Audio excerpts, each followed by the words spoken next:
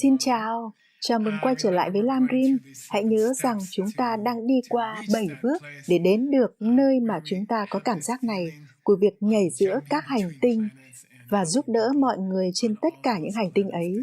Loại tầm nhìn này của một vị Bồ Tát. Chúng ta đang ở bước thứ 3, đúng không?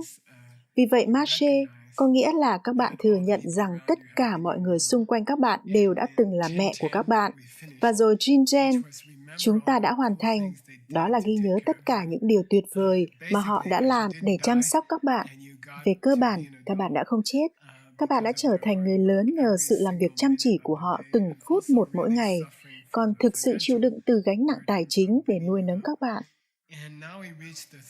Bây giờ chúng ta đến đề mục thứ 3, điều được gọi là Jincho. Jin là viết gọn cho Kajin, mà có nghĩa là sự tử tế.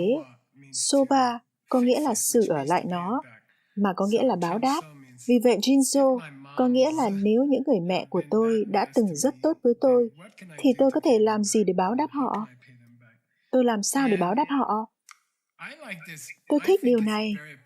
Tôi nghĩ rằng thật thích hợp ở đây nếu chúng ta thêm một khổ thơ đặc biệt từ 3 con đường chính yếu. Tôi đã đưa khổ thơ này vào bởi vì tôi nghĩ nó có liên quan đặc biệt ở đây. Nó như thế này. Tôi nhớ về khổ thơ này rất nhiều. Tôi nghĩ rất nhiều về nó.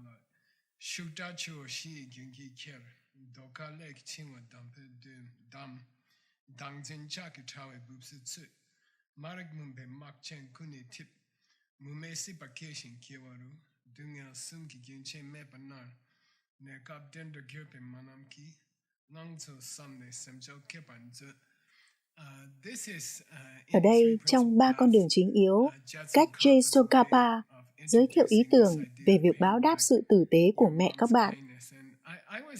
Tôi đã ở Mông Cổ nhiều năm về trước. Tôi đoán là vào những năm 90.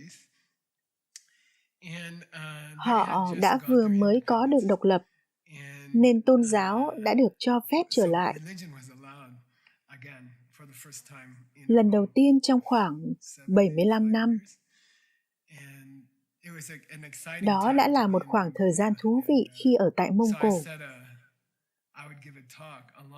Vì thế tôi đã nói, tôi sẽ có một cuộc nói chuyện với một vị thầy vĩ đại, một vị thầy Lạt Ma vĩ đại tên là Bakula Rinpoche.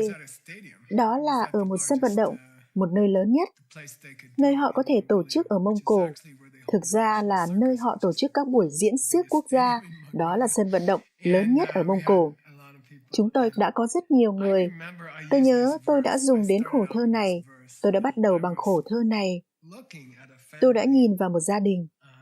Tôi đã nói về họ sẽ cảm thấy thế nào nếu con gái họ đã hóa thành mẹ của họ. Sẽ ra sao nếu con gái của các bạn hóa ra đã từng là mẹ của các bạn trước đây? Tôi đọc khổ thơ này và tôi giải thích nó. Tôi còn nhớ. Sau đó có một gia đình đã đến chỗ tôi và nói rằng, xin hãy rút lời nói đó lại. Các bạn biết không? Tôi đã nói sao cơ? Và họ nói, hãy rút lại. Đừng nói chuyện về con gái của chúng tôi bằng khổ thơ này. Nó quá u ám. Chúng tôi không muốn dùng khổ thơ này nói về con gái của chúng tôi. Vì vậy, nó thật là...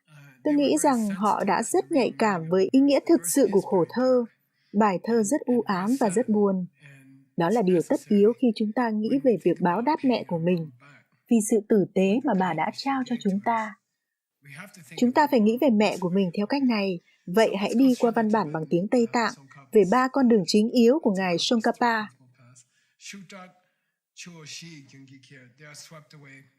Họ bị cuốn trôi bởi 4 dòng sông chảy xiết dữ dội, bị xích chặt trong những hành động quá khứ, khó để gỡ bỏ. Họ bị cuốn trôi bởi, ví dụ như, sự đau khổ của việc được sinh ra, Hikanachi, của việc già đi, của việc bệnh tật và của cái chết. Đó là mẹ của chúng ta. Mẹ của chúng ta đã rơi vào dòng sông to lớn này, dòng sông chảy xiết này. Bà đã bị cuốn trôi xuôi dòng. Dòng sông là Higanachi. Bà chịu đau khổ của việc trải qua sự sinh ra và rồi bà chịu đau khổ của việc già đi. mỗi giây phút kể từ khoảnh khắc bà được sinh ra, một sự già đi không ngừng, như thể một ngọn nến đang cháy dần. Và rồi bà thường bị bệnh tật trong suốt cuộc đời này. Tôi đã dịch cho bác sĩ của Đức Lạt Lai Lạt Ma trong vài năm. Một trong hai trong số các vị bác sĩ Tây Tạng giỏi nhất trên thế giới. Tôi đã phần nào bị sốc khi một ngày nọ, ông nói, ông đã có một buổi nói chuyện. Ông nói rằng nhân tiện thì sức khỏe là không bình thường, sức khỏe là bất thường, bệnh tật là bình thường. Tôi đã nói gì cơ? Ông nói đó là điều bình thường khi các yếu tố trong cơ thể của các bạn bị mất cân bằng. Đó là trạng thái bình thường của con người. Và rồi để được khỏe mạnh thì giống như sự cân bằng rất hiếm hoi của tất cả các yếu tố trong cơ thể của các bạn. Tình trạng của con người, điều kiện bình thường của con người là bị bệnh tật. Nếu các bạn đang khỏe mạnh trong một lúc, đó thực sự chỉ là chút ít vận may tốt lành, rằng các bạn đang khỏe mạnh trong một lúc. Vậy khi Ganachi và rồi mẹ của chúng ta phải chết, vậy những người mẹ của chúng ta, những con người đẹp đẽ đã từng là mẹ của chúng ta, họ đang bị cuốn trôi xuôi dòng bởi 4 loại đau khổ này. Điều đó cũng ổn thôi. Nếu các bạn đang bị cuốn trôi xuôi theo một dòng sông, các bạn có thể cố gắng bơi. Các bạn có thể cố gắng bơi vào bờ, nhưng đôi tay của họ bị xích và chân của họ bị xích. Đôi tay và chân bị xích lại với nhau. Những xiềng xích của nghiệp. Có thể nếu họ không bị xích, họ có thể bơi. Có lẽ họ có thể cố gắng để vào bờ, nhưng họ bị xích. Đôi tay của họ bị xích, chân của họ bị xích bởi nghiệp quá khứ.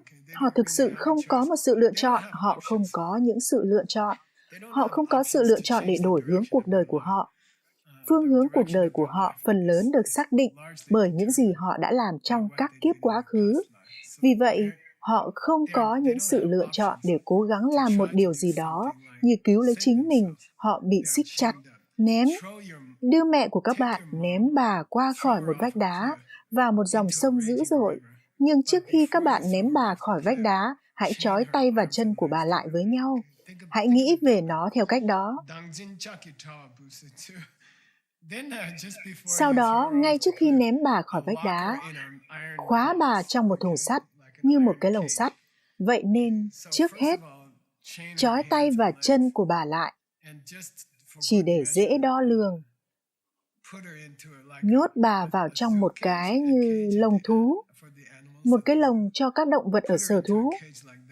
Nhốt bà vào một cái lồng như thế, sau đó ném xuống sông.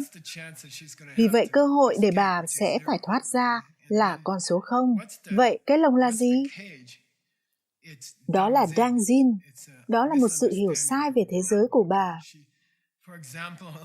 Ví dụ, sự hiểu sai về tại sao người chồng của các bạn đang la hét lên với các bạn tại thời điểm đó. Khi các bạn không hiểu, khi các bạn đi vào nhà bếp, và người chồng của các bạn bắt đầu hét lên với các bạn, và các bạn không hiểu chuyện gì đang xảy ra, và các bạn la mắng lại, bằng cách ấy, các bạn đang ở trong một cái lồng sắt. Các bạn đã tự nhốt chính mình vào cái lồng sắt. Vì vậy, hãy nghĩ về người mẹ này, người đã nuôi nấng các bạn, người giúp các bạn không sống như một con vật.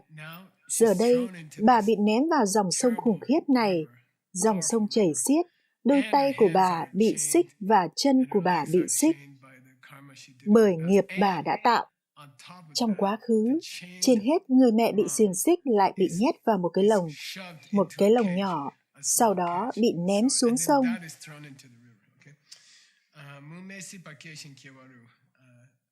Họ được sinh ra, các bạn biết đấy. Các bạn gọi là gì nhỉ? Tham số không phải. Sự hoán vị. 3 hay 4 sự hoán vị. Mume có nghĩa là vô số sự hoán vị. Đó là một từ thú vị. Mume có nghĩa là vô số sự hoán vị. Keishin Kebaru, bà được sinh ra trong vô số hình dạng, các loài vật, các loài chim khác nhau, các loại cá khác nhau, các kiểu người khác nhau.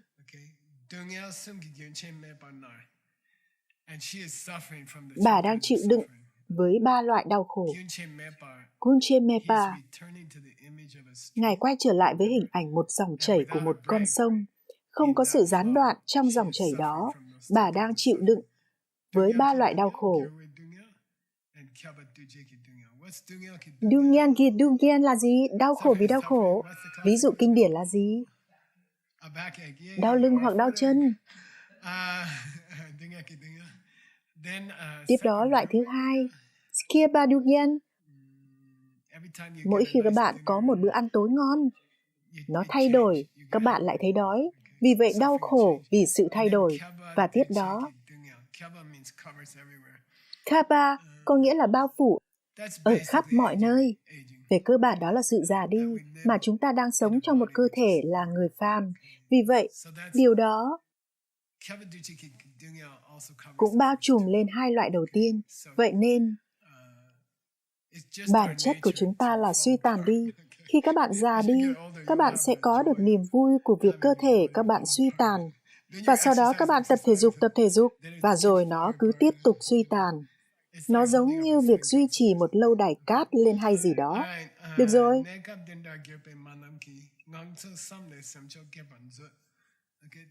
Được rồi, hãy cố gắng tưởng tượng rằng tất cả mọi người xung quanh các bạn đã từng là mẹ của các bạn. Hãy cố gắng tưởng tượng rằng họ đã từng bị ném vào một dòng sông khủng khiếp, với đôi tay của họ đã bị xích, bị nhét vào một cái lồng sắt. Trong cái lồng đó, dưới nước, vùng vẫy, họ đang trải qua nỗi đau trực tiếp.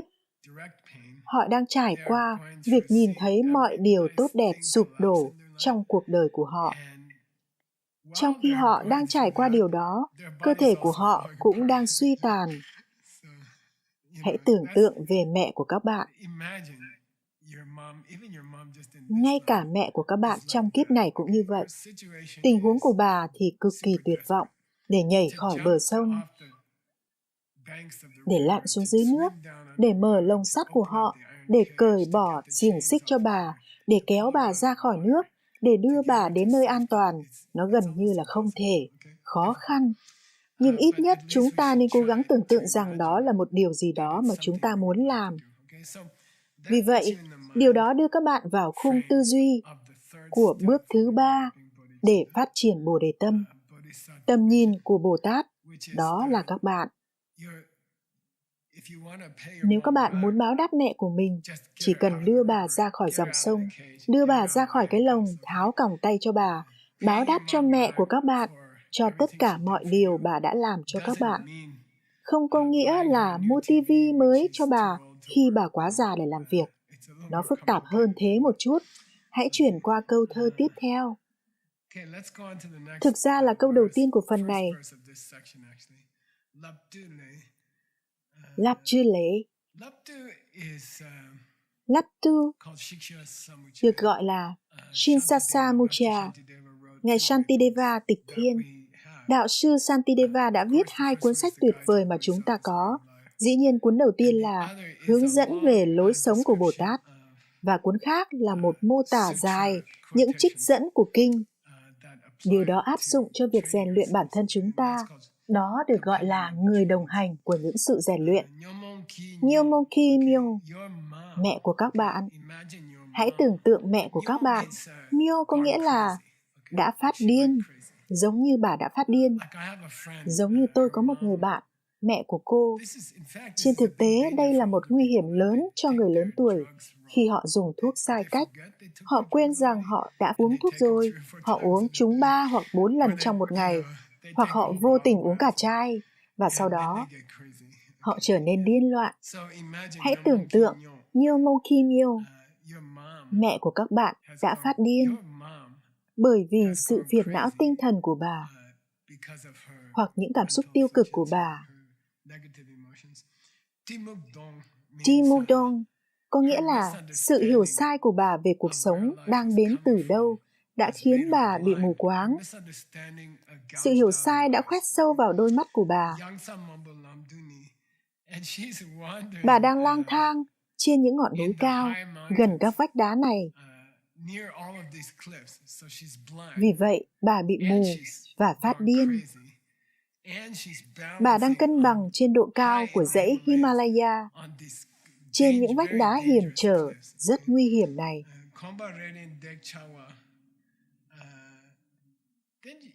Rồi các bạn đang xem bà bước những bước chông chênh đến gần rìa của vực thẳm này, vực sâu thăm thẳm.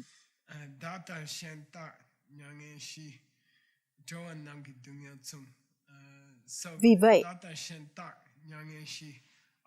cả cuộc đời chúng ta là một sự khổ sở. Sự đau khổ của những chúng hữu tình là tương tự với một người đã phát điên. Người bị mù, đôi mắt họ đã bị khoét và đang đi bộ một mình trên ngọn núi cao này, các hẻm núi nơi họ có thể rơi xuống một cách dễ dàng.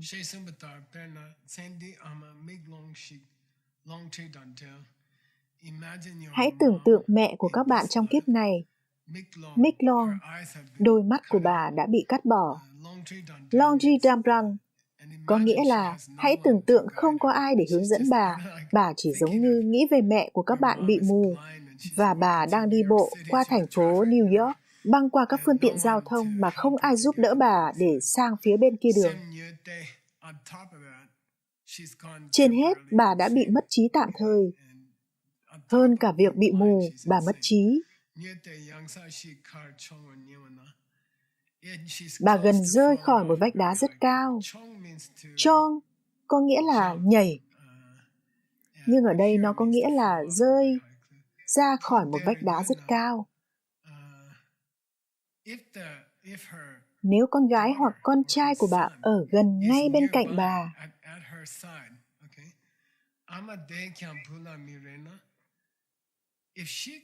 nếu bà không thể hy vọng, nếu bà không thể đặt những hy vọng vào đứa con của bà ngay bên cạnh bà, thì còn ai khác để bà sẽ đặt hy vọng của mình vào? Nếu con của bà, con gái hoặc con trai của bà đang đi bên cạnh bà, băng qua giao thông của thành phố New York, trong khi người mẹ tạm thời mất trí và cũng bị mù, nếu người con trai hay con gái đó sẽ không đưa tay ra và giúp họ băng qua đường, vậy thì bà có thể hy vọng vào ai? Bà sẽ hy vọng vào ai khác nữa?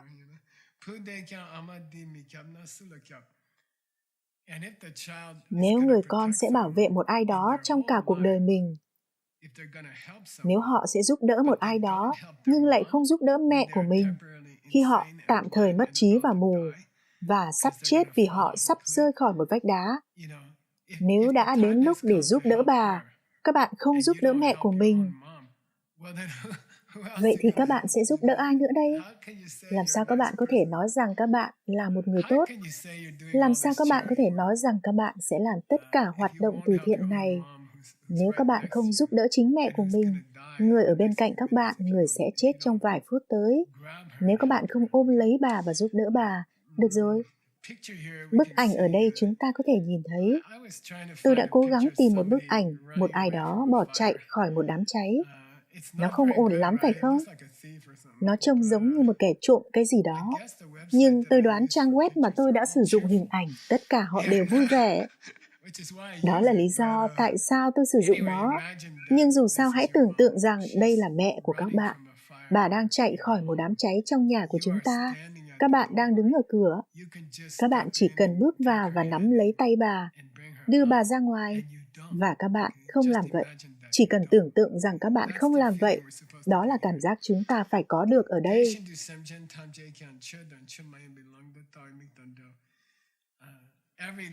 Mọi chúng hữu tình xung quanh chúng ta đều bị mù quáng.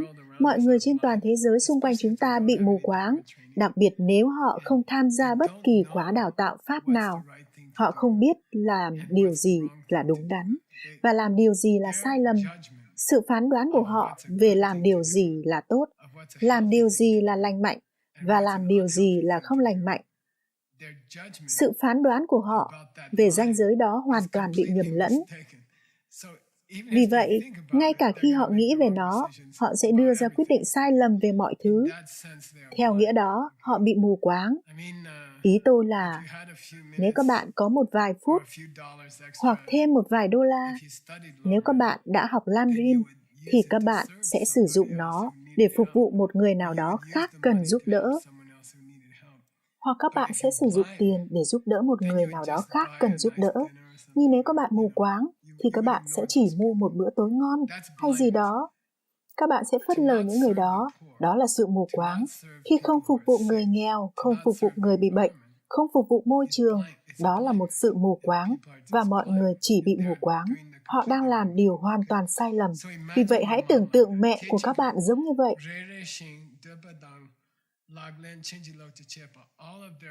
Tất cả hy vọng của họ trong cuộc đời, tất cả những mục tiêu họ cố gắng đạt được là hoàn toàn sai lầm. Vậy nên, mỗi bước họ đi trong cuộc đời của họ như là một người đang nhảy múa ở trên một vách đá cao và sắp rơi xuống. Mỗi bước họ đi qua cuộc đời với đôi mắt đã mù của mình là một sự nguy hiểm, là một bước nguy hiểm.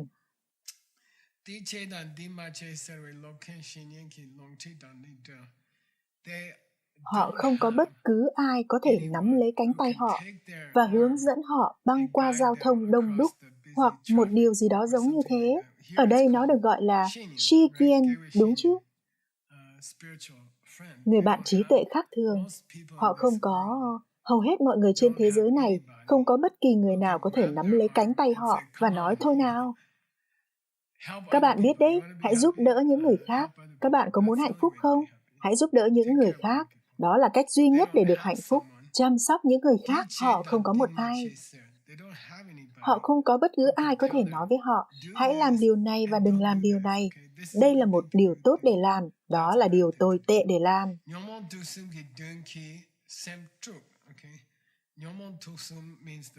Nyomon Dusum có nghĩa là 3 con vật ở giữa của bánh xe luân hồi. Sự hiểu sai thế giới của các bạn và sau đó thích vô minh và không thích vô minh.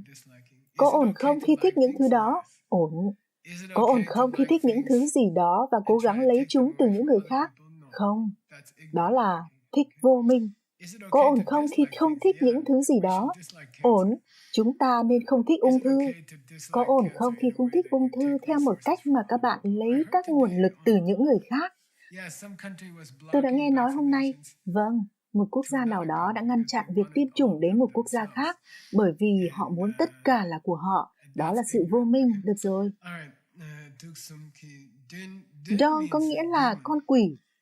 Dongi Sen Truk. Truk có nghĩa là...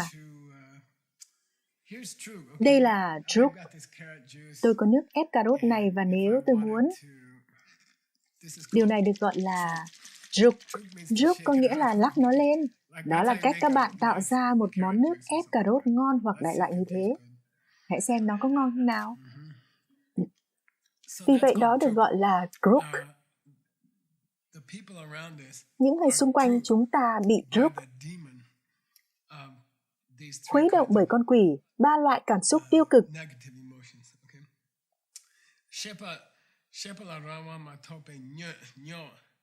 Họ không thể. Đây là một sự diễn đạt thú vị. Sepala Rangbang. Rangbang có nghĩa là sự tự do hoặc sự giải thoát. Ví dụ sự tự do theo nghĩa chính trị. Họ không có Rangbang, sự tự do về tâm trí của họ. Họ không có sự tự do để suy nghĩ ý nghĩ thuần khiết bởi vì họ mất kiểm soát. Nyo có nghĩa là điên. Từ rượu trong kinh điển cổ là gì? Chúng tôi gọi nó là Milche. Milche. Milche có nghĩa là người làm cho điên, làm cho các bạn phát điên. Họ sắp rơi khỏi một vách đá vào hẻm núi sâu được gọi là 3 cõi thấp hơn. Nơi mà trong nhiều Kalpa, trong nhiều triệu năm, cơ thể của các bạn và lửa ở đó không thể phân biệt được cái này với cái kia. Các bạn không thể chỉ ra đâu là nơi cơ thể của các bạn bắt đầu và đâu là nơi lửa bắt đầu.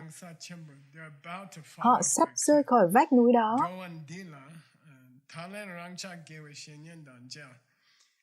Nhưng chúng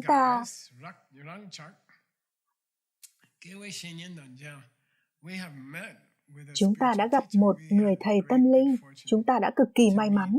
khi gặp được những người thầy tâm linh tuyệt vời. Chúng ta đã tiếp xúc với Pháp Đại Thừa. Pháp đó nói rằng hãy chăm sóc những người khác. Chỉ với việc được gặp một ai đó nói với các bạn rằng hãy chăm sóc những người khác là điều cực kỳ hiếm có. Đối với tôi, khi các bạn nói về những tôn giáo trên thế giới, Thiên Chúa giáo, Hồi giáo, Ấn Độ giáo, Do Thái giáo, tất cả chúng đều là vận may tốt lành rất hiếm gặp. Đừng tập trung vào sự khác biệt giữa chúng. Để gặp được bất cứ tôn giáo nào khi còn nhỏ, hoặc để được lớn lên trong một đất nước nơi mà bất cứ tôn giáo nào tồn tại, là nghiệp cực kỳ tốt, nghiệp cực kỳ tốt, nghiệp tuyệt vời. Chúng ta hiểu những gì chúng ta nên làm và những gì chúng ta không nên làm. Chung se, một chút xíu chung se. Chúng ta hiểu được một chút xíu về điều chúng ta nên làm hoặc không nên làm. Theo ý nghĩa đó, chúng ta được ban phước nhiều hơn mẹ của chúng ta, người mẹ điên bị mù quáng. Chúng ta có một vài con mắt. Chúng ta có sự sáng suốt nào đó. Chúng ta theo học Lam-rim, đó là một dấu hiệu của sự sáng suốt. Vậy nên, các bạn biết đấy, tôi không phải là người tốt nhất trên thế giới, nhưng so với một ai đó chưa bao giờ được nghe Lam-rim hoặc chưa bao giờ nghe nói rằng các bạn nên chăm sóc những người khác, tôi kiểu như hoàn hảo. Đây là một thứ rất buồn cười. Tôi kiểu như siêu luôn, tôi thực sự hoàn hảo khi so sánh với những người khác, những người bị mù quáng và bị điên. Ít nhất là tôi đã có đôi mắt, tôi không sử dụng chúng tốt lắm. Ít nhất là tôi không bị điên, mặc dù thật là điên để hành động, điên rồ khi các bạn không cần phải làm như vậy.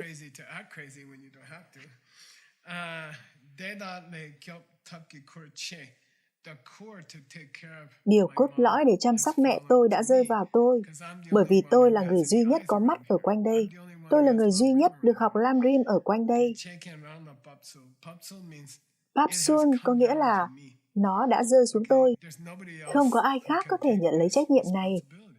Nó đã rơi vào Pap, tôi, Sampa. Vì vậy hãy suy nghĩ về điều đó.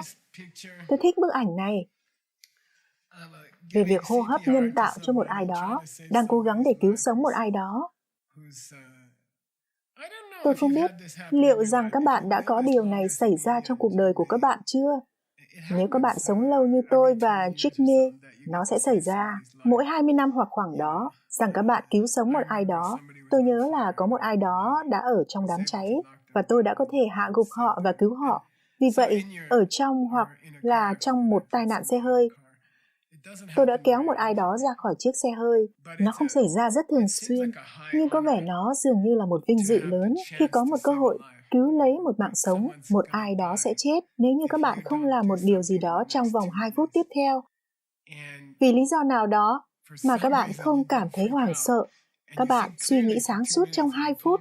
Các bạn kéo họ ra khỏi chiếc xe hơi và sau đó chiếc xe nổ tung. Các bạn như kiểu, thật tuyệt, tôi đã làm được rồi. Nó xảy ra một vài lần trong cuộc đời các bạn. Đó là một trong những điều ngọt ngào nhất trong cuộc đời. Để có thể nói rằng tôi đã cứu sống một ai đó là một cảm xúc tuyệt vời. Đó là một trong những cảm xúc tuyệt vời nhất trong cuộc đời. Dù sao thì các bạn có một cơ hội ngay bây giờ để cứu mẹ của các bạn. Mẹ của các bạn bị một tai nạn xe hơi, chiếc xe sắp nổ tung. Tất cả chúng ta đều có cơ hội này để kéo mẹ chúng ta ra khỏi chiếc xe hơi. Điều này được gọi là một bức thư cho một học trò, và nó được viết bởi bậc thầy Chandragomi khoảng 1.300 hoặc 1.400 năm trước.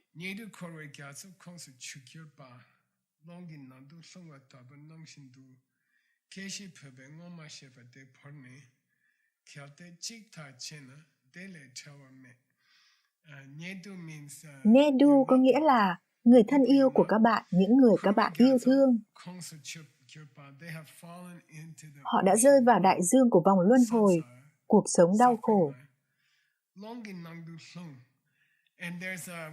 Có một, các bạn gọi đó là gì nhỉ? Một xoáy nước. Các bạn, bởi vì có một từ khác để diễn tả điều đó. Đó là một từ chuyên môn cho từ xoáy nước ở giữa đại dương. Nó giống như một cơn lốc hả? Tôi không biết nữa, các bạn có thể kiểm tra. Nhưng dù sao, mẹ của các bạn đã bị rơi vào xoáy nước này, ở giữa đại dương.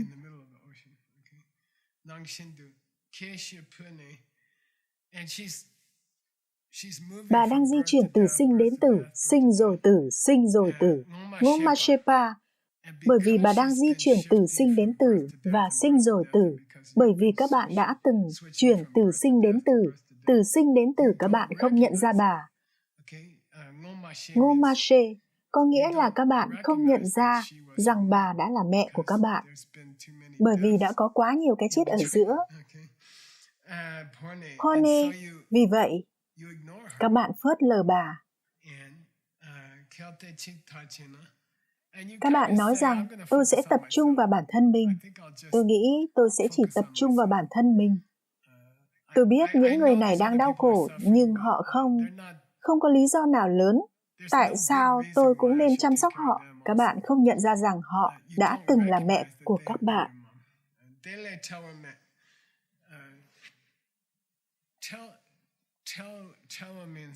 Kelme có nghĩa là các bạn không quan tâm những gì những người khác nghĩ.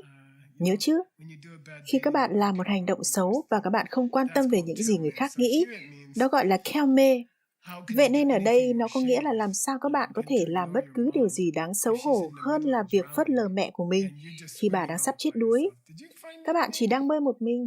Các bạn đã tìm thấy từ đó chưa? Con nghĩ từ đó là vùng nước xoáy dữ dội. Đúng rồi. Tôi nghĩ là vùng nước xoáy dữ dội. Đúng rồi. Từ đó nghe có vẻ tốt đấy.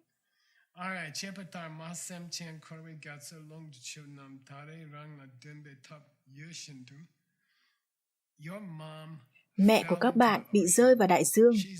Bà bị hút xuống bởi một xoáy nước của vùng nước xoáy dữ dội. Các bạn gọi cái mà các bạn ném xuống cho người sắp chết đuối là gì nhỉ? Cái vòng phao cứu sinh. Đúng rồi. Các bạn có cái vòng cứu sinh. Phao cứu sinh. Phao cứu sinh hả? Đúng. Và sau đó, các bạn chỉ đứng đó với cái phao cứu sinh và các bạn không ném nó xuống cho bà. Có vấn đề gì với các bạn vậy? Các bạn là kiểu người gì vậy? Giống như là các bạn có một con đường được gọi là Lam Rim. Các bạn có thể chỉ cần ném xuống cho bà. Các bạn kiểu như... Cái gì cơ? Ồ, nhìn kia bà đang bị chết đuối. Nếu các bạn không kéo bà ra, Mara, các bạn nên học từ này, Mara. Mara không liên quan với từ mẹ. Nó thực sự không liên quan gì đến nhau cả. Mara có nghĩa là điều tồi tệ nhất trong những điều tồi tệ nhất. Đó là một từ hữu ích. Mara, Marathacha, có nghĩa là các bạn là người tồi tệ nhất trong tất cả những người tồi tệ nhất trên thế giới này. Các bạn thực sự tệ. Các bạn đứng đó với cái phao cứu sinh. Các bạn đứng nhìn mẹ mình bị cuốn xuống dưới. Có vấn đề gì với các bạn vậy? Đó là Marathacha. Các bạn giống như người tồi tệ nhất trong những người tồi tệ nhất. Cốt lõi trách nhiệm hoặc gánh nặng của việc kéo bà ra đó là Dong.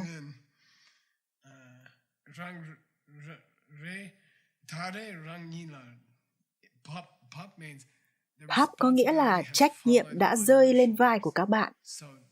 Vì vậy, hãy làm đi.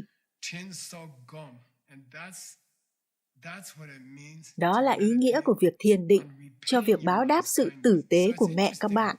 Thật là thú vị. Bà đã cho các bạn đồ ăn, bà đã dạy cho các bạn ngôn ngữ, bà đã dạy các bạn bước đi, bà đã dạy các bạn những cách cư xử, bà đã cho các bạn mặc quần áo. Khi các bạn nói, các bạn phải báo đáp bà, nó có cảm giác như là, các bạn phải cho bà ăn, hoặc các bạn phải đảm bảo rằng bà có quần áo, hoặc các bạn phải dạy bà tiếng Tây Ban Nha. Nếu các bạn nói tiếng Anh hay gì đó, Ngài nói rằng không, chỉ cần cứu mạng sống của bà thôi. Được chứ? Thế là đủ rồi. Chúng ta không nói về việc báo đáp bà bằng những gì bà đã dành cho các bạn. Chúng ta đang nói về việc cứu mạng sống của bà. Đó là sự khác biệt. Các bạn có thể báo đáp bà không bằng cách mua cho bà bộ váy mới hay mua cho bà một bữa ăn tối kiểu Pháp ngon miệng. Chỉ bằng cách cứu mạng sống của bà thôi. Vậy là tuyệt vời rồi. Sau đó, Ngài trích dẫn một cuốn sách được gọi là Bản chất của Trung đạo. Đó là một cuốn sách nổi tiếng được viết bởi bậc thầy Bhavaviveka, Trung đạo thấp hơn.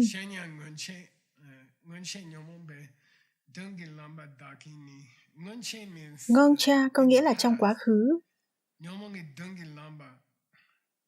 Các bạn gọi đó là gì khi một linh hồn chiếm lấy một người?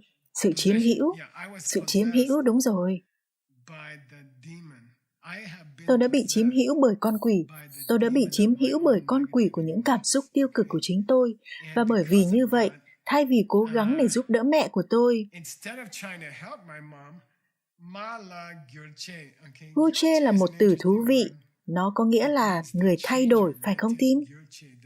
Gulche, người thay đổi, đó là một từ về muối, bởi vì nó thay đổi hương vị của một món ăn. Người thay đổi. Ma, bị sai chính tả ở đây, có nghĩa là vết thương hở. Vậy nên, tôi lẽ ra phải là người anh hùng, người đi đến và cứu mẹ của tôi.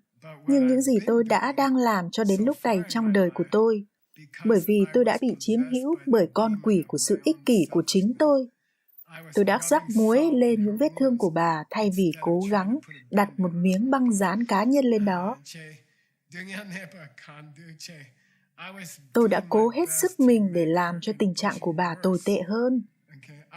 Tôi đang đẩy bà xuống khỏi một vách đá sau khi bà đã mù và điên. Tôi như đang dẫn bà đến bờ rìa của vách đá.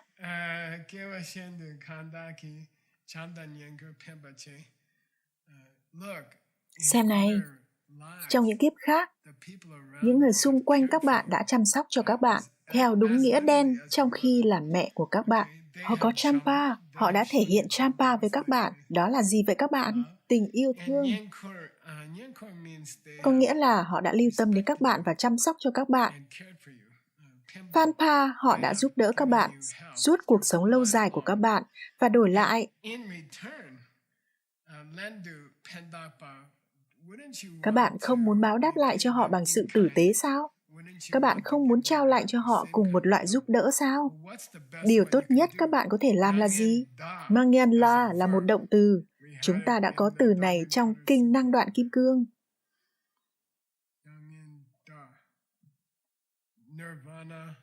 Đưa đến Niết Bàn. Vậy, đây là một động từ rất lạ. Nó gần như là một động từ được phát minh ra.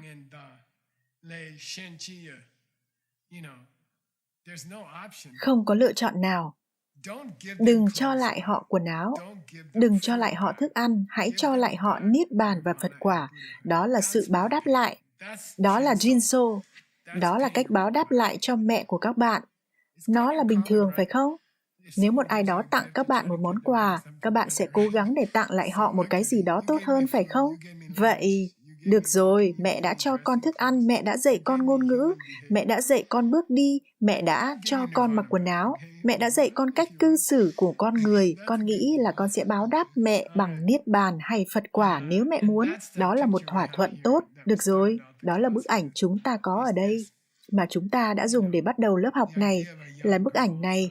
Các bạn biết đấy, ý tưởng về cô gái trẻ. Cô ấy đang báo đáp mẹ của mình. Cô ấy tặng bà một thứ gì đó xinh đẹp. Những điều tuyệt đẹp nhất mà các bạn có thể tặng mẹ của các bạn để báo đáp bà là Niết Bàn và Phật quả.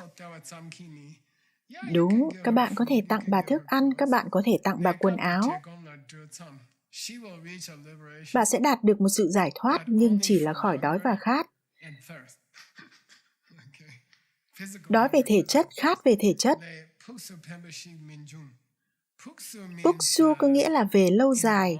Bà không có được. Các bạn có thể... Nó rất bình thường khi mua cho mẹ các bạn một cái tivi, hay kể cả một căn hộ, hoặc một cái gì đó như thế.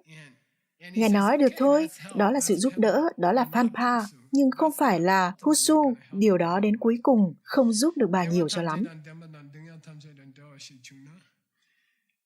Nếu bà có thể được mọi loại hạnh phúc, nếu bà có thể thoát khỏi mọi loại đau khổ, đó là sự báo đáp thật sự, đó là sự báo đáp tốt đẹp, trao cho bà mọi loại hạnh phúc và loại bỏ mọi loại đau khổ, đó là sự báo đáp tốt đẹp. Bây giờ, nếu các bạn có thể đẩy bà đến Phật quả, nếu các bạn có thể đưa bà đến Phật quả, thì Deva Thamse, bà sẽ có được mọi thứ bà đã từng mong muốn.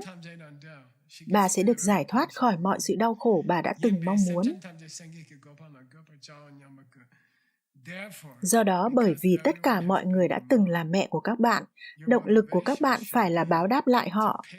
Tôi sẽ đẩy tất cả họ đến với Phật quả. Tôi sẽ là người thúc đẩy. Tôi sẽ đưa họ đến với Phật quả.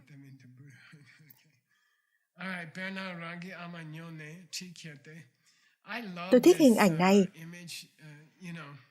Tôi đã học Lam Rim này 3 lần với thầy của tôi hơn 30 năm. Tôi đã thích hình ảnh này. Chúng tôi sử dụng nó rất nhiều trong DCI. Giả sử tôi muốn kể với các bạn câu chuyện bởi vì nó kiểu như đã xảy ra với tôi.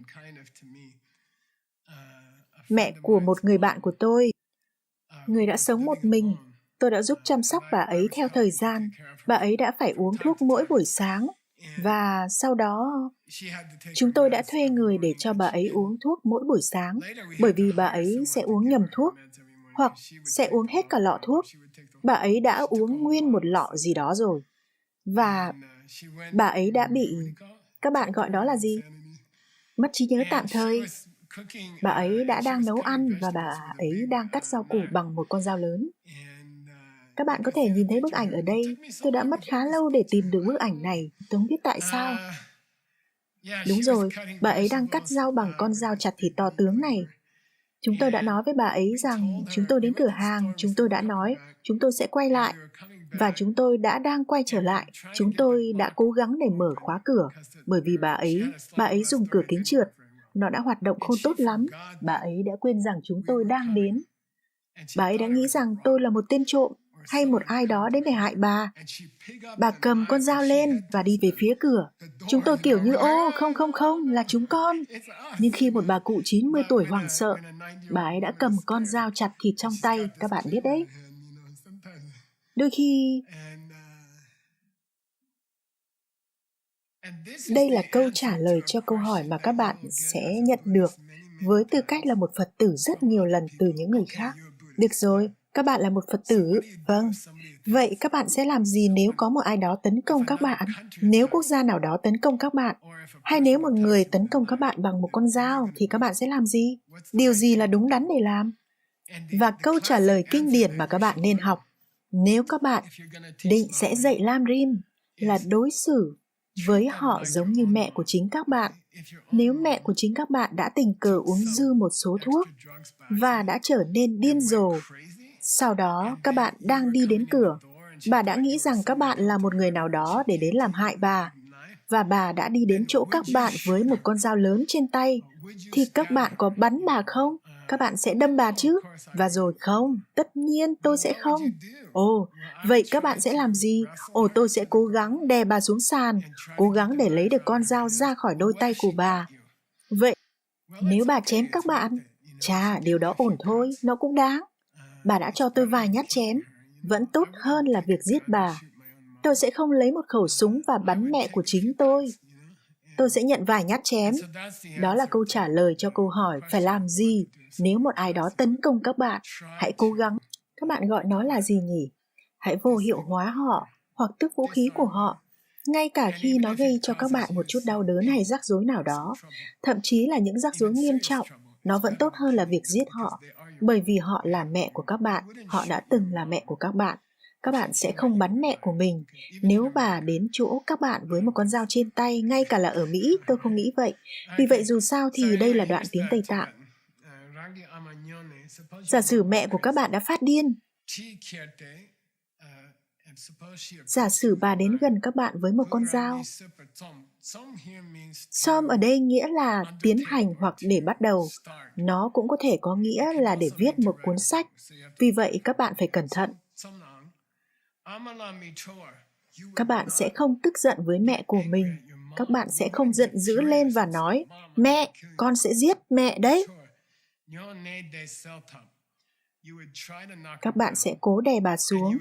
Các bạn sẽ cố để giữ bà an toàn cho đến khi sự điên loạn thoát khỏi tâm trí của bà. Các bạn phải nỗ lực để làm theo cách đó.